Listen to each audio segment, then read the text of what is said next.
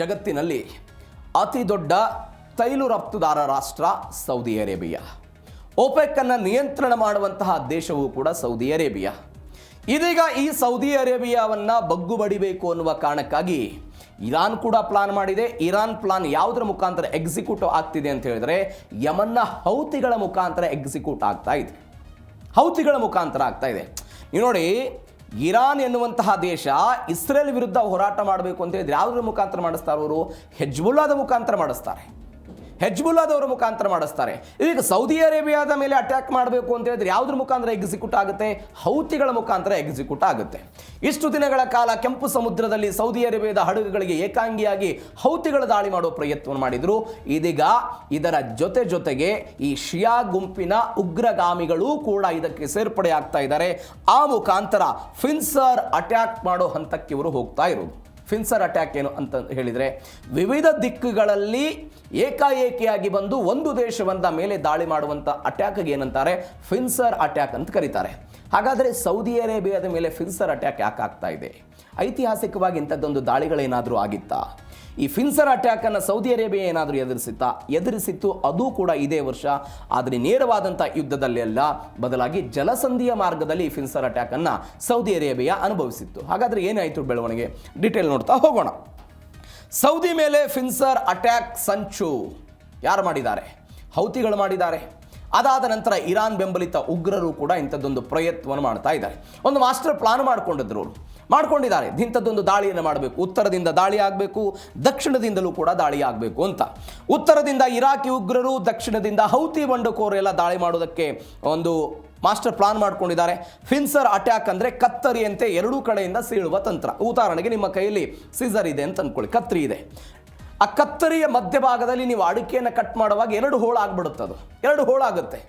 ನೀವು ಒಟ್ಟಾರೆ ಒಬ್ಬರೇ ಅದನ್ನು ಹಲ್ಲಲ್ಲಿಟ್ಟು ಹೊಡೆಯೋದಕ್ಕಿಂತ ಕತ್ತರಿಯಲ್ಲಿ ಅದನ್ನು ಕತ್ತರಿಸಿದಾಗ ಬೇಗನೆ ಸಡಿಲಾಗ್ತಾ ಇರುತ್ತೆ. ಅದೇ ಮಾದರಿ ಫಿನ್ಸರ್ ಅಟ್ಯಾಕನ್ನು ಸೌದಿಯ ವಿರುದ್ಧವೂ ಕೂಡ ಇವರು ಬಳಕೆ ಮಾಡೋದಕ್ಕೆಲ್ಲವೂ ಕೂಡ ಆಗ್ತಾ ಇದೆ. ಏನಾಯ್ತಿದು? ಆರ್ಥಿಕತೆ ಮತ್ತು ಮೂಲಭೂತ ಸೌಕರ್ಯವನ್ನು ನಾಶಪಡಿಸೋದಕ್ಕೆ ಹೌತಿ ಬಂಡುಕೋರೆಲ್ಲ ತಯಾರು ಮಾಡಿಕೊಂಡಿದ್ದಾರೆ. ಮುಂಭಾಗದ ದಾಳಿಯ ಬದಲಾಗಿ ಉತ್ತರ ಮತ್ತು ದಕ್ಷಿಣ ಭಾಗದಿಂದ ವಿಭಿನ್ನ ದಿಕ್ಕುಗಳಿಂದ ಬಂದು ದಾಳಿ ಮಾಡೋದಕ್ಕೆ. ಅಂದರೆ ಉತ್ತರದಿಂದ ಇರಾಕ್ಗೆ ಶಿಯಾದಲ್ಲಿರುವಂಥ ಶಿಯಾ ಗುಂಪು ಬರುತ್ತೆ, ಉತ್ತರ ಗಡಿ ಮುಖಾಂತರ ಅವ್ರು ದಾಳಿ ಮಾಡ್ತಾರೆ. ದಕ್ಷಿಣದಿಂದ ಹೌತಿ ಬಂಡುಕೋರರು ದಾಳಿ ಮಾಡ್ತಾರೆ, ದಕ್ಷಿಣ ಗಡಿಯಿಂದ. ಹೀಗಾಗಿ ಏಕಕಾಲಕ್ಕೆ ಇಂಥದ್ದೊಂದು ದಾಳಿ ಆಗುತ್ತೆ. ಅದನ್ನು ಸೌದಿ ಅರೇಬಿಯಾ ಹೆಂಗೆ ನಿಯಂತ್ರಣ ಮಾಡುತ್ತೆ? ನಾವು ಅನೇಕ ಬಾರಿ ಮಾತನಾಡಿದ್ದೀವಿ. ಸೌದಿ ಅರೇಬಿಯಾದ ಬಳಿ ಪೆಟ್ರಿಯಾಟ್ ಇದೆ, ಅದಾದ ನಂತರ ತಾಡ್ ವಾಯು ರಕ್ಷಣಾ ವ್ಯವಸ್ಥೆ ಇದೆ ಅಂತ. ಬಟ್ ಈ ತಾಡ್ ಮತ್ತು ಪೆಟ್ರಿಯಾಟ್ ರಕ್ಷಣಾ ವ್ಯವಸ್ಥೆ ಇದ್ದಾಗಲೂ ಕೂಡ ಇದು ಏಕಮುಖವಾಗಿ ಬರುವಂತಹ ನಿರ್ದಿಷ್ಟ ಪ್ರಮಾಣದ ಕ್ಷಿಪಣಿಗಳನ್ನು ಹೊಡೆಯೋದಕ್ಕೆ ಅಥವಾ ಡ್ರೋನ್ಗಳನ್ನು ಹೊಡೆದು ಬಳಸುವಂಥ ಶಕ್ತಿ ಸಾಮರ್ಥ್ಯ ಇದೆ. ಆದರೆ ಇದೀಗ ಉಭಯ ಅಂದರೆ ಎರಡೂ ಸಂಘಟನೆಗಳು ಸೇರಿಕೊಂಡು ಏಕಾಏಕಿಯಾಗಿ ದಾಳಿ ಮಾಡಿದಾಗ ಅದನ್ನು ಹೆಂಗೆ ನಿಯಂತ್ರಣ ಮಾಡ್ತಾರೆ ಅನ್ನೋದು ಕೂಡ ಸದ್ಯಕ್ಕಿರುವಂತಹ ಪ್ರಶ್ನೆ. ಈ ವ್ಯವಸ್ಥೆ ಎಷ್ಟರ ಮಟ್ಟಿಗೆ ಸಫಲ ಆಗುತ್ತೆ ಈ ಪರಿಪ್ರಮಾಣದ ಯುದ್ಧದಲ್ಲಿ ಅನ್ನೋದು ಎಲ್ಲವೂ ಕೂಡ ಪ್ರಶ್ನೆ ಇದೆ. ನೀವು ನೋಡಿ, ಇದಕ್ಕೊಂದು ಎರಡು ಎಕ್ಸಾಂಪಲ್ ಇದೆ.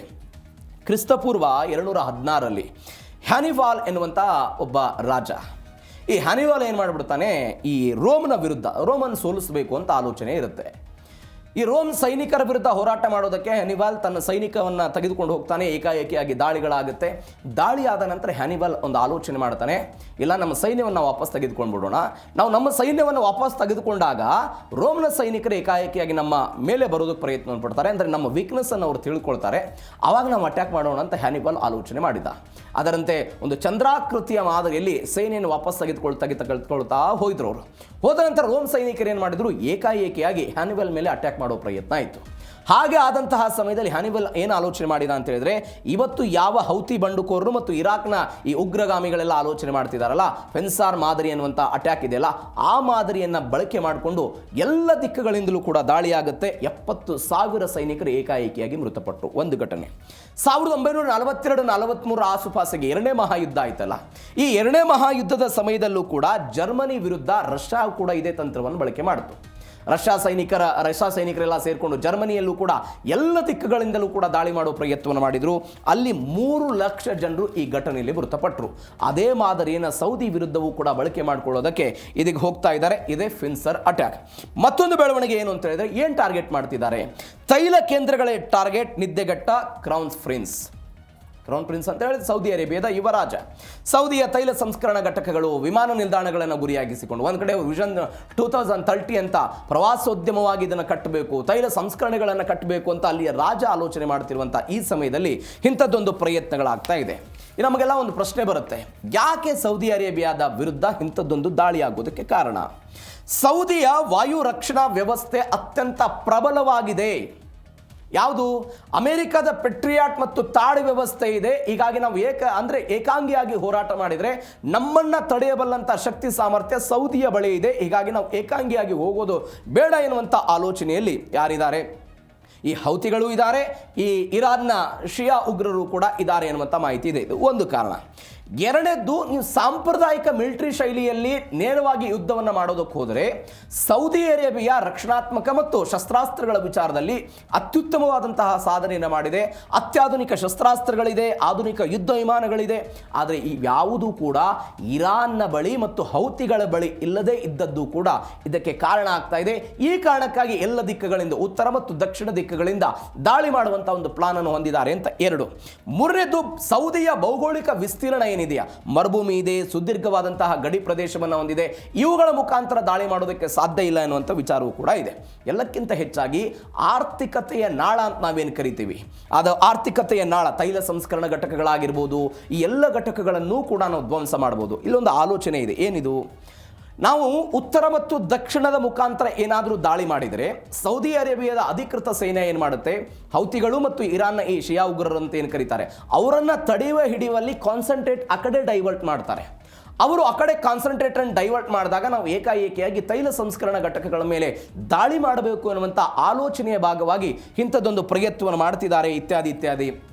ಕಾರಣ ಏನು ಅಂತ ಹೇಳಿದ್ರೆ, ಸೌದಿ ಅರೇಬಿಯಾದಲ್ಲಿ ವಿದೇಶಿ ಹೂಡಿಕೆ ಜಾಸ್ತಿ ಇದೆ, ಬೇರೆ ಬೇರೆ ಫಾರಿನರ್ಸ್ ಎಲ್ಲ ಬಂದು ಜಾಸ್ತಿ ಹೂಡಿಕೆ ಮಾಡೋ ಪ್ರಯತ್ನ ಮಾಡ್ತಾರೆ. ಪ್ರವಾಸೋದ್ಯಮದಲ್ಲಿ ಸೌದಿ ಅರೇಬಿಯಾ ದೊಡ್ಡ ಮಟ್ಟದಲ್ಲಿ ಬೆಳವಣಿಗೆ ಸಾಧಿಸ್ತಾ ಇದೆ.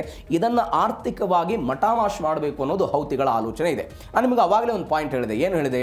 ಸೌದಿ ಅರೇಬಿಯಾ ಈ ವರ್ಷ ಇಂಥದ್ದೊಂದು ಪರಿಸ್ಥಿತಿಯನ್ನು ಎದುರಿಸ್ತು. ಯಾವ ಪರಿಸ್ಥಿತಿಯನ್ನು? ಫಿನ್ಸರ್ ಅಟ್ಯಾಕ್ ಎನ್ನುವಂಥ ಪರಿಸ್ಥಿತಿಯನ್ನು ಎದುರಿಸ್ತು. ಕ್ವಿಕ್ ಆಗಿ ಇದನ್ನು ಹೇಳಿ ನೆಕ್ಸ್ಟ್ ಸ್ಟೋರಿಗೆ ಹೋಗ್ಬಿಡ್ತೀನಿ ನಾನು. ಫಿನ್ಸರ್ ಅಟ್ಯಾಕನ್ನು ಹೆಂಗೆ ಎದುರಿಸ್ತು ಅಂತ ಹೇಳಿದ್ರೆ, ನೀವು ನೋಡಿ, ಹಾರ್ಮುಜ್ ಜಲಸಂಧಿಯನ್ನು ಸೌದಿ ಅರೇಬಿಯಾನೇ ಹೆಚ್ಕೊಂಡಿತ್ತು. ಸೌದಿ ಅರೇಬಿಯಾ ಹಾರ್ಮುಜ್ ಜಲಸಂಧಿಯನ್ನು ಹೆಚ್ಕೊಂಡ ತಕ್ಷಣ ಏನು ಮಾಡಿದ್ರು? ಹಾರ್ಮುಜ್ ಜಲಸಂಧಿ ಬಂದಾಯಿತು. ಇದು ಅಟ್ಯಾಕ್ ಆಯ್ತು. ಅಲ್ಲಿ ಆ ಮುಖಾಂತರ ಆರ್ಥಿಕತೆಗೆ ಹೊಡೆತಾವಿತ್ತು. ಇದನ್ನು ಬಂದ್ ಮಾಡಿ, ಇಲ್ಲ ನಾನು ಬಾಬಲ್ ಮಂದೇಬ್ನ ಮುಖಾಂತರ ಹೋಗ್ತೀನಿ, ಕೆಂಪು ಸಮುದ್ರದ ಮುಖಾಂತರ ಹೋಗ್ತೀನಿ ಅಂತ ಸೌದಿ ಅರೇಬಿಯಾ ಬಂದಾಗ ಏನು ಮಾಡಿದ್ರು? ಅದರ ಮೇಲೂ ಕೂಡ ದಾಳಿ ಮಾಡುವ ಪ್ರಯತ್ನವನ್ನು ಮಾಡಿದ್ರು. ಇದರರ್ಥ ನೀವು ಒಂದರ ಮೇಲೆ ಏನಾದರೂ ಡಿಪೆಂಡೆನ್ಸಿ ಮಾಡಿ ಆರ್ಥಿಕತೆ ಬೂಸ್ಟ್ ಮಾಡ್ಕೊಳ್ಳೋಕೆ ಹೋದರೆ ಮತ್ತೊಂದು ದಿಕ್ಕಿನಲ್ಲೂ ಕೂಡ ನಿಮ್ಮನ್ನು ಬಂದ್ ಮಾಡ್ತೀವಿ ಅನ್ನುವಂಥ ಆಲೋಚನೆ ಭಾಗವಾಗಿ ಇಂಥದ್ದೊಂದು ಫಿನ್ಸರ್ ಅಟ್ಯಾಕ್ ಅನ್ನು ಜಲಸಂಧಿಯಲ್ಲಿ ಮಾಡಿತ್ತು. ಇದೀಗ ವಾಯುಮಾರ್ಗ ಮತ್ತು ಯುದ್ಧದ ಮುಖಾಂತರವೂ ಕೂಡ ಮಾಡೋದಕ್ಕೆ ಹೋಗ್ತಾ ಇದೆ. ಇದು ಒಂದು ಬೆಳವಣಿಗೆ. ಇವೆಲ್ಲದರ ನಡುವೆ ಹೌತಿ ಇರಾಕಿ ಉಗ್ರರ ನಡುವೆ ಡೆಡ್ಲಿ ಸಮನ್ವಯ ಇರೋದು. ಡೆಡ್ಲಿ ಸಮನ್ವಯ ಇದೆ. ಇರಾಕಿ ಉಗ್ರರಿಗೆ ಡ್ರೋನ್ ತಂತ್ರಜ್ಞಾನವನ್ನು ಕಲಿಸ್ತಾ ಇದ್ದಾರೆ. ಅವರಿಗೆ ಬೇಕಾದಂಥ ತಂತ್ರಜ್ಞಾನ, ಅವರಿಗೆ ಬೇಕಾದಂಥ ರಕ್ಷಣಾ ವ್ಯವಸ್ಥೆ, ಹಣ ಇತ್ಯಾದಿ ಇತ್ಯಾದಿ ಎಲ್ಲವನ್ನು ಕೂಡ ಕೊಡೋದು. ಸೌದಿ ಗಡಿ ಬಳಿಗೆ ಹೌತಿಗಳಿಗೆ ನೆಲೆಯನ್ನು ಒದಗಿಸ್ತಾ ಇದ್ದಾರೆ ಇರಾಕಿ ಮಿಲಿಟೆಂಟ್ಸ್. ಅಮೆರಿಕದ ಪೆಟ್ರಿಯಾಟ್ ರಕ್ಷಣಾ ವ್ಯವಸ್ಥೆಗೂ ಕೂಡ ಈ ಎಲ್ಲ ದಾಳಿ ಸವಾಲಾಗುತ್ತೆ ಇತ್ಯಾದಿ ಇತ್ಯಾದಿ ಅನ್ನುವಂಥ ಮಾಹಿತಿಗಳಿದೆ. ಯಾಕೆ ಸವಾಲಾಗುತ್ತೆ? ನೀವು ನೋಡಿ, IRGCಯ ಸೂಚನೆಯ ಮೇರೆಗೆ ಒಂದು ರಹಸ್ಯ ತರಬೇತಿ ಕೇಂದ್ರವನ್ನು ಇರಾಕ್ನ ರಾಜಧಾನಿ ಬಾಗ್ದಾದ್ನಲ್ಲಿ ತೆರೆದಿದ್ದಾರೆ ಅಂತ. ಒಂದು ರಹಸ್ಯ ತರಬೇತಿ ಕೇಂದ್ರ ಇದೆ. ಅಲ್ಲಿ ಹೌತಿ ಪ್ರತಿನಿಧಿಗಳಿರ್ತಾರೆ, ಇರಾಕಿ ಉಗ್ರಗಾಮಿ ನಾಯಕರುಗಳಿರ್ತಾರೆ, ಸಭೆ ಇರುತ್ತೆ. ಅಲ್ಲಿ ದಾಳಿಗಳನ್ನು ಹೆಂಗೆ ಮಾಡಬೇಕು, ಏನು ಎತ್ತ ಅಂತವೆಲ್ಲವೂ ಕೂಡ ಆಗುತ್ತೆ. ಹೌತಿಗಳಿಗೆ ಕೆಂಪು ಸಮುದ್ರದಲ್ಲಿ ಸೌದಿ ಮತ್ತು ಅಮೆರಿಕದ ಹಡಗು ವಿರುದ್ಧ ಡ್ರೋನ್ ದಾಳಿ ನಡೆಸಿದಂಥ ಅನುಭವ ಈಗಾಗಲೇ ಸಿಕ್ಕಾಕೊಂಡ್ಬಿಟ್ಟಿದೆ. ಇದನ್ನು ಈ ಇರಾನ್ನ ಉಗ್ರರಿಗೆ, ಇರಾಕಿಯ ಉಗ್ರರು ಏನಿದ್ದಾರೆ ಅವರಿಗೆ ಇದನ್ನು ಟ್ರಾನ್ಸ್ಫರ್ ಮಾಡುವಂತಹ ಒಂದು ಆಲೋಚನೆ ಭಾಗದಲ್ಲಿ ಇದ್ದಾರೆ. ನೀವು ನೋಡಿ, ಸ್ವಲ್ಪ ಇದು ತದ್ವಿರುದ್ಧ ಇದೆ. ಯಾವ ಗುರುಗಳು ಶಿಷ್ಯರಿಗೆ ಪಾಠ ಹೇಳಿದ್ರು, ಇವತ್ತು ಶಿಷ್ಯರು ಗುರುಗಳಿಗೆ ಪಾಠ ಹೇಳುವಂಥ ವ್ಯವಸ್ಥೆ ಆಗ್ತಾ ಇದೆ. ಹೆಂಗೆ? ಈ ಹೌತಿ ಬಂಡುಕೋರರು, ನಾನು ಅನೇಕ ಬಾರಿ ಹೇಳಿದ್ದೇನೆ, ಯಮನ್ನಲ್ಲಿ ಇಂಥದ್ದೊಂದು ಬೆಳವಣಿಗೆ ಆಗಿತ್ತು. ಇದೊಂದು ಸಣ್ಣ ಪ್ರಮಾಣದಲ್ಲಿ ಇದ್ದಾಗ ಇರಾನ್ನವರು ಏನು ಮಾಡಿದ್ರು, ಒಂದು ಶಿಯಾ ಗುಂಪಾಗಿತ್ತದು. ಇರಾನ್ನವರು ಅದನ್ನು ಬಳಕೆ ಮಾಡಿಕೊಂಡು ಅವರಿಗೆ ಅವತ್ತು ಬೇಕಾದಂಥ ಡ್ರೋನ್ ತರಬೇತಿಯನ್ನು ಕೊಡೋದಕ್ಕೆ ಮುಂದಾದರು. ಯಾರು? ಇರಾನ್ನವರು ಡ್ರೋನ್ ತರಬೇತಿಯನ್ನು ಕೊಟ್ಟರು. ಸರಿಸುಮಾರು ಅನೇಕ ದಶಕಗಳ ಹಿಂದೆ. ಆ ದಶಕಗಳ ಹಿಂದೆ ಬಂದಂಥ ತಂತ್ರಜ್ಞಾನವನ್ನು ಅಥವಾ ಅವರು ಕೊಟ್ಟಂಥ ಪಾಠವನ್ನು ಹೌತಿಗಳು ಏನು ಮಾಡಿದರು? ಇದೇ ಕೆಂಪು ಸಮುದ್ರದಲ್ಲಿ ಅಮೆರಿಕಾದ ಹಡಗುಗಳ ಮೇಲೆ ದಾಳಿ ಮಾಡುವ ಪ್ರಯತ್ನ ಮಾಡಿದರು, ಸೌದಿ ಅರೇಬಿಯಾದ ಹಡಗುಗಳ ಮೇಲೆ ದಾಳಿ ಮಾಡುವ ಪ್ರಯತ್ನ ಪ್ರಯತ್ನ ಮಾಡಿದ್ರು. ಅಂದರೆ ಅವರು ಕೊಟ್ಟಂತ ಪಾಠ ಕೇವಲ ಪಠ್ಯದ ಮುಖಾಂತರ ಆಗಿತ್ತು. ಹೌತಿಗಳನ್ನ ಏನು ಮಾಡಿದ್ರು, ಅನುಷ್ಠಾನದ ಮುಖಾಂತರ ತೆಗೆದುಕೊಂಡು ಬರುವ ಪ್ರಯತ್ನವನ್ನು ಮಾಡಿದ್ರು. ಅಲ್ಲಿ ಅವ್ರಿಗೆ ಪ್ರಾಕ್ಟಿಕಲ್ ಅನುಭವ ಸಿಕ್ತು. ಇವತ್ತು ಹೌತಿಗಳು ಏನು ಮಾಡ್ತಿದ್ದಾರೆ ಅಂತ ಹೇಳಿದ್ರೆ, ಯಾವ ಇರಾಕಿ ಉಗ್ರರು ಇವತ್ತು ಅಟ್ಯಾಕಿಗೆ ಬರ್ತಾ ಇದ್ದಾರೆ, ದಕ್ಷಿಣದ ಮುಖಾಂತರ ದಾಳಿ ಮಾಡ್ತೀವಿ ಅಂತ, ಅವರಿಗೂ ಕೂಡ ಇಂಥದ್ದೊಂದು ಪಾಠವನ್ನು ಕೊಟ್ಟು ಅವರಿಗೆ ತಂತ್ರಜ್ಞಾನವನ್ನು ಕಲ್ಪಿಸುವಂತ ಪ್ರಯತ್ನವನ್ನು ಅವರು ಮಾಡ್ತಿದ್ದಾರೆ. ಆ ಮುಖಾಂತರ ಇದೊಂದು ರಿವರ್ಸ್ ಗೇರ್ ಟ್ರೈನಿಂಗ್ ನಡೀತಾ ಇದೆ ಅನ್ನುವಂಥ ವಿಶ್ಲೇಷಣೆಗಳು ಬರ್ತಾ ಇದೆ. ನೋಡಿ, ಸ್ವಲ್ಪ ಇದಕ್ಕೆ ಹಿಂದಕ್ಕೆ ಹೋಗೋಣ. ನಾನು ಆವಾಗಲೇ ವಿಯೆಟ್ನಾಂ ಯುದ್ಧದ ಬಗ್ಗೆ ಎಲ್ಲ ಹೇಳಿದೆ. ಈ ವಿಯೆಟ್ನಾಂ ಯುದ್ಧ ಆದಂಥ ಸಮಯದಲ್ಲಿ ಹೆಂಗೆ ಇರಾನ್ ಇವತ್ತು ಮ್ಯಾಜಿಕ್ ಮಾಡ್ತಾ ಇದೆ ಅನ್ನೋದು ಕ್ವಿಕ್ ಆಗಿ ನೋಡ್ಬಿಡೋಣ. ವಿಯೆಟ್ನಾಂ ಯುದ್ಧ ಆದಂಥ ಸಮಯದಲ್ಲಿ ಅಮೆರಿಕ ಮತ್ತು ವಿಯೆಟ್ನಾಂ ನಡುವೆ ಯುದ್ಧ ಆಗ್ತಾ ಇತ್ತು. ರಷ್ಯಾ ಅದರ ಮೂಗುದಾರ ಹಿಡಿದಿತ್ತು. ನೇರವಾಗಿ ಅವತ್ತು ರಷ್ಯಾ ಇಲ್ಲದೆ ಇದ್ದಾಗಲೂ ಸೋವಿಯತ್ ಒಕ್ಕೂಟ ಇತ್ತು. ಸೋವಿಯತ್ ಒಕ್ಕೂಟ ನೇರವಾಗಿ ನೀವು ಅಮೆರಿಕಾದ ವಿರುದ್ಧ ಯುದ್ಧ ಮಾಡದೇ ಇದ್ದಾಗಲೂ ಕೂಡ ಅವರು ಯಾರಿಗೆ ಸಪೋರ್ಟ್ ಮಾಡಿದ್ರು? ವಿಯೆಟ್ನಾಂನಲ್ಲಿದ್ದಂತಹ ಬಂಡುಕೋರರಿಗೆ ಕ್ಷಿಪಣಿ, ರಡಾರ್ ವ್ಯವಸ್ಥೆ ಎಲ್ಲವ ತಂತ್ರಜ್ಞಾನವನ್ನು ಕೊಟ್ಟು ನೀವು ಅಮೆರಿಕಾದ ವಿರುದ್ಧ ಹೋರಾಟ ಮಾಡಬೇಕು ಅಂತ ತರಬೇತಿ ಕೊಡೋ ಪ್ರಯತ್ನವನ್ನು ಮಾಡಿದ್ರು. ಅಲ್ಟಿಮೇಟ್ ಏನಾಯಿತು? ವಿಯೆಟ್ನಾಂ ಗೆಲ್ಲೋ ಪ್ರಯತ್ನ ಆಯಿತು. ಒಂದು ಉದಾಹರಣೆ, 1979ರಿಂದ 89ರ ತನಕ ಅಫ್ಘಾನ್ ಮತ್ತು ಸೋವಿಯತ್ ಒಕ್ಕೂಟ ಆಯಿತು, ಯುದ್ಧ ಆಯಿತು. ಅವತ್ತು ಅಮೆರಿಕ ಏನು ಮಾಡಿತು? ಸೋವಿಯತ್ ವಿರುದ್ಧದ ಯುದ್ಧದಲ್ಲಿ ನೇರವಾಗಿ ಪಾಲ್ಗೊಳಿಸಲಿಲ್ಲ. ಅದರ ಬದಲಾಗಿ ಏನು ಮಾಡಿದ್ರು? ಅಫ್ಘಾನ್ನಲ್ಲಿದ್ದಂತಹ ಬಂಡುಕೋರಿಗೆ ಅಥವಾ ಮುಜಾಹಿದ್ದೀನ್ಗಳಂತ ನಾವೇನು ಕರಿತೀವಿ, ಆ ಮುಜಾಹಿದ್ದೀನ್ ಅವರಿಗೆ ಸಪೋರ್ಟ್ ಮಾಡುವ ಮುಖಾಂತರ ರಷ್ಯಾವನ್ನು ತಣಿಸುವ ಪ್ರಯತ್ನವನ್ನು ಅಮೆರಿಕ ಮಾಡಿತ್ತು. ಹೇಗೆ ಅಮೆರಿಕ ಮತ್ತು ರಷ್ಯಾ ಬೇರೆ ಬೇರೆ ಸಮಯದಲ್ಲಿ ಈ ತಾಂತ್ರಿಕತೆಯನ್ನು ಬಳಕೆ ಮಾಡಿಕೊಂಡಿತ್ತಲ್ಲ, ಇವತ್ತು ಅದೇ ತಾಂತ್ರಿಕತೆಯನ್ನು ಬಳಕೆ ಮಾಡಿಕೊಂಡು ಇರಾನ್ ಅಮೆರಿಕ ಮತ್ತು ಸೌದಿ ಅರೇಬಿಯಾದ ವಿರುದ್ಧ ಇಂಥದ್ದೊಂದು ದಾಳಿ ಪ್ರತಿದಾಳಿಗೆ ಒಂದು ಟ್ರೈನಿಂಗ್ ಕೊಡೋ ಪ್ರಯತ್ನವನ್ನು ಮಾಡ್ತಾ ಇದೆ. ಇದು ಒಂದು ಬೆಳವಣಿಗೆ. ಇನ್ನು ಕೊನೆಯ ಬೆಳವಣಿಗೆ ಏನು ಅಂತ ಹೇಳಿದರೆ, ಪಶ್ಚಿಮ ಏಷ್ಯಾದಲ್ಲಿ 3ನೇ ಮಹಾಯುದ್ಧದ ಕಾರ್ಮೋಡ ಸೃಷ್ಟಿಯಾಗಿದೆ. ಒಂದು ಕಡೆ ಗಾಜಾಪಟ್ಟಿ, ಪ್ಯಾಲೆಸ್ತೈನ್, ಇಸ್ರೇಲ್ ನಡುವೆ ಎಲ್ಲವೂ ಬೆಳವಣಿಗೆ ಆಗ್ತಾ ಇರುವುದು. ಮತ್ತೊಂದು ಕಡೆ ರಷ್ಯಾ ಮತ್ತು ಉಕ್ರೇನ್ ನಡುವೆ ಯುದ್ಧ ಆಗ್ತಾ ಇದೆ. ಇರಾನ್ ಮತ್ತು ಅಮೆರಿಕಾದ ನಡುವೆ ಮತ್ತೊಂದು ಬೆಳವಣಿಗೆ. ಇವೆಲ್ಲದ ನಡುವೆ ಸೌದಿ ಅರೇಬಿಯಾ ಮತ್ತು ಹೌತಿಗಳ ನಡುವೆ ಆಗ್ತಾ ಇರುವಂಥ ಬೆಳವಣಿಗೆ.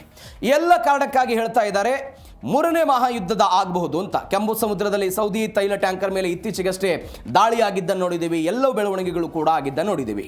ಈ ಮಧ್ಯಪ್ರಾಚ್ಯದ ಸಂಘರ್ಷ ಕೆಲವೊಂದಿಷ್ಟು ದೇಶಗಳಿಗೆ ಮಾತ್ರ ಸೀಮಿತ ಆಗಿಲ್ಲ, ಬೇರೆ ಬೇರೆ ದೇಶಗಳಲ್ಲಿ ಪಾರ್ಟಿಸಿಪೇಟ್ ಮಾಡಿದೆ. ನೀವು ನೋಡಿ, 2-3 ಒಕ್ಕೂಟ ಇದೆ ಇಲ್ಲಿ. ಅಮೆರಿಕ ಮತ್ತು ಪಾಶ್ಚಿಮಾತ್ಯ ಒಕ್ಕೂಟದಲ್ಲಿ ಸೌದಿ ಅರೇಬಿಯಾ ಮತ್ತು ಇಸ್ರೇಲ್ ಬೆನ್ನಿಗೆ ಅಮೆರಿಕಾದವರು, ಬ್ರಿಟನ್ ಅವರು, ಫ್ರಾನ್ಸ್ ದೇಶಗಳು ಎಲ್ಲರೂ ಕೂಡ ಸಪೋರ್ಟ್ ಆಗಿ ತಮ್ಮ ವಾಯುಪಡೆಯನ್ನು, ನೌಕಾಪಡೆಯನ್ನು ಕೊಡೋ ಪ್ರಯತ್ನವನ್ನು ಮಾಡ್ತಿದ್ದಾರೆ. ಇನ್ನು ಇರಾನ್ ಬೆಂಬಲಿತ ಪ್ರಾಕ್ಸಿ ಪಡೆಗಳ ಹಿಂದೆ ರಷ್ಯಾ ಇದೆ, ಚೀನಾ ಇದೆ, ಅವರು ಶಸ್ತ್ರಾಸ್ತ್ರಗಳನ್ನು ಕೊಡೋ ಪ್ರಯತ್ನವನ್ನು ಮಾಡ್ತಾ ಇದ್ದಾರೆ. ಇದು ಒಂದು ಬೆಳವಣಿಗೆ. ಎಲ್ಲ ಬೆಳವಣಿಗೆಯಿಂದ ಅಂದರೆ ಇದು ಪ್ರಾಕ್ಸಿ ಯುದ್ಧಗಳು ಏನಾಗ್ತಾ ಇದೆ, ಅವ್ರ ಮೇಲೆ ಇವರು ಗನ್ನಿಟ್ಟು ಹೊಡೆಯೋದು, ಇವ್ರ ಮೇಲೆ ಅವ್ರು ಗನ್ನಿಟ್ಟು ಹೊಡೆಯೋದಾಗ್ತಿದೆ. ಅದು ನೇರ ಯುದ್ಧವಾಗಿ ಕನ್ವರ್ಟ್ ಆಗ್ಬೋದು. ಆ ಮುಖಾಂತರ 3ನೇ ಮಹಾಯುದ್ಧ ಆಗ್ಬೋದು ಎನ್ನುವಂಥ ಆತಂಕ. ಮತ್ತೊಂದು ಬೆಳವಣಿಗೆ ಏನು ಅಂತ ಹೇಳಿದ್ರೆ, ಜಾಗತಿಕವಾಗಿ ಆರ್ಥಿಕತೆಯನ್ನು ಉಸಿರುಗಟ್ಟಿಸುವ ಹಂತಕ್ಕೆ ಈ ಯುದ್ಧಗಳು ಹೋಗ್ತಾ ಇದ್ದವು. ಒಂದು ಕಡೆ ಕೆಂಪು ಸಮುದ್ರವನ್ನು ತಡೆಯುವ ಪ್ರಯತ್ನ ಆಗುತ್ತೆ, ಹಾರ್ಮುಜ್ ಜಲಸಂಧಿಯನ್ನು ತಡೆಯುವ ಪ್ರಯತ್ನಗಳಾಗುತ್ತೆ. ಎಲ್ಲ ಪ್ರಯತ್ನದ ಭಾಗವಾಗಿ ಅಲ್ಟಿಮೇಟ್ ಏನಾಗುತ್ತೆ, ತೈಲ ಬೆಲೆಗಳ ಏರಿಕೆ ಆಗ್ತಾ ಇದೆ. ಎಲ್ಲವೂ ಕೂಡ ಆಗ್ತಾ ಇದೆ.